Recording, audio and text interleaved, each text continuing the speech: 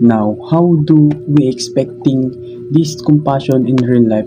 We show the two very important ways thought in our relationship with other people and thought in care for the natural environment.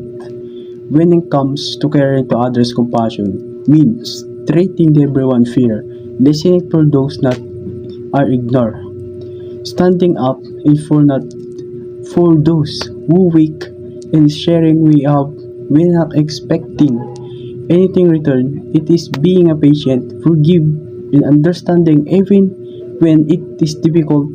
It is built in trust, unity in our home, school, and communities. But compassion does not stop with the people. It also includes caring for all the words in we lives in environments give us the fear and breathe in the water, drink in food we eat, in the home we are raised, for families in taking care in natural actuality, caring for the people too when we avoid littering, concern we water in energy plant, raise and protect in our forests and rivers. We show compassion it not just our lives in today but the children in generation who will comes after. Harm natural, it's harmful in self. True compassion embrace both the people and the plant.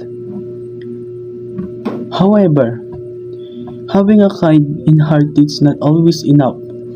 The challenge we face, poverty, injustice, pollution, and conflict are too big, complex for one person to solve alone. This is wherever the Commonwealth discernment comes in.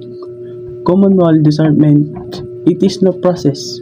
When a community, wherever it is our school, PU in town, we as society comes together and listen one of the another, share our ideas and experience, examine our situation in careful and seek the best way forward.